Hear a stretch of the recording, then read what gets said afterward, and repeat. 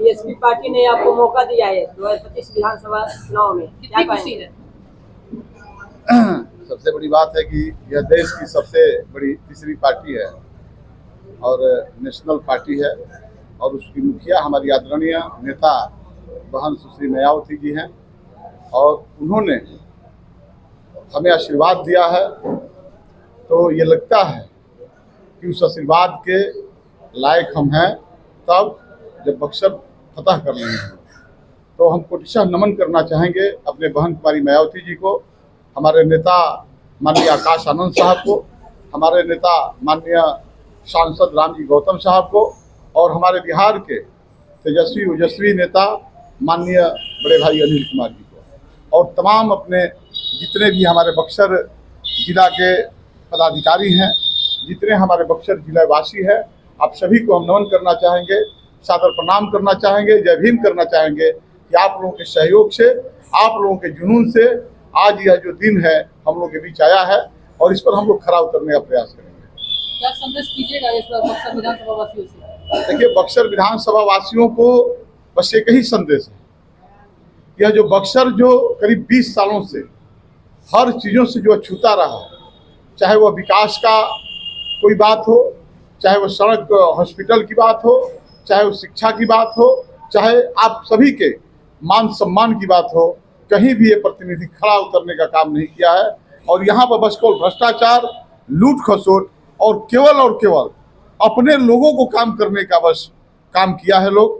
और बहुजन समाज पार्टी, बहुजन समाज के जितने लोग हैं वो सभी लोग बस ये करने का जज्बा रखते हैं कि अब की बार बक्सर में विकास होगा, बिना किसी जाति के, बिना किसी पार्टी के और बिना किसी का चेहरा देखते हुए जिसको जरूरत होगा उसके तक विकास पहुंचेगा और उसके तक उसके मान सम्मान की रक्षा के लिए हमारा पूरा बक्सर टीम उसके लिए 24 घंटा खड़ा रहेगा। और हम लोग काम करने में विश्वास रखेंगे, काम करेंगे और जनता के सम्मुख बने रहेंगे। जनता के बीच आप जा रहे हैं गाँव, क्या दिक्कत? देखिए, कमियां तो हजार है, कुछ काम ही नहीं हुआ है। न रोड है, न चलने लायक रास्ता है, नहीं वहाँ पर चिकित्सा है, नहीं वहाँ पर जो कहा जाए कि मैंने जिंदगी जीने के लिए जो मूलभूत जो चीज़ होती है शिक्षा, वो शिक्षा भी नहीं है। हमारे बच्चों को हम चूँकि हम गरीब परिवार से आते हैं और हम गरीब परिवार के बच्चों को सरकारी विद्यालयों में नहीं जा पाते हैं, तो उसके लिए शिक्षा एकदम दुभर हो गया है। बस एक तरह से मैंने कह दिया जाए कि खिचड़ी खाने भर की कोई व्यवस्था बनी हुई है। तो मैं इतना ही कहूँगा कि शिक्षा को सुधार करके हम लोग आम जीवन को बढ़िया बनाने का काम करेंगे, स्ट्रॉन्ग बनाने का काम करेंगे।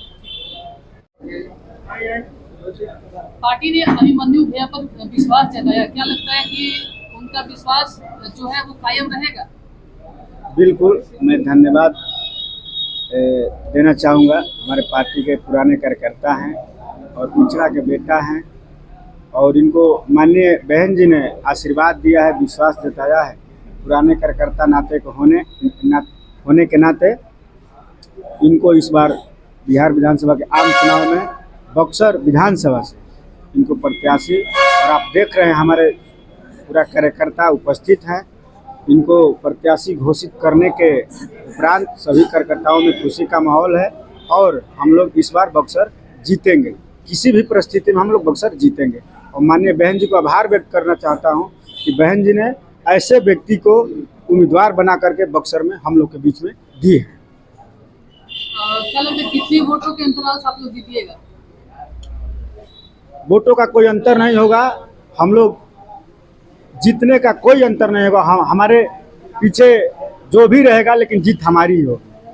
क्या संदेश दीजिएगा बक्सर वासियों को? बक्सर वासियों को यही संदेश है कि पिछड़ा का बेटा, कुशवाहा का बेटा और बहुजन समाज का बेटा माननीय बहन जी ने प्रत्याशी बनाया है। तमाम बक्सर विधानसभा वासियों से मैं निवेदन करना चाहता हूं, देवता रूपी गर्जीवन अभिभावक नौजवान भाइयों से और देवी रूपी माता एवं बहनों से मैं निवेदन करना चाहता हूं कि एक एक कीमती वोट अपने भाई, अपने बेटा को आशीर्वाद दे करके इनको जिताइए और 5 साल आपके सेवा में कतई बहुजन समाज पार्टी और अभिमन्यु सिंह कुशवाहा सेवा करने में कम नहीं करेंगे और सेवा करते आए हैं, इसको बरकरार रखेंगे।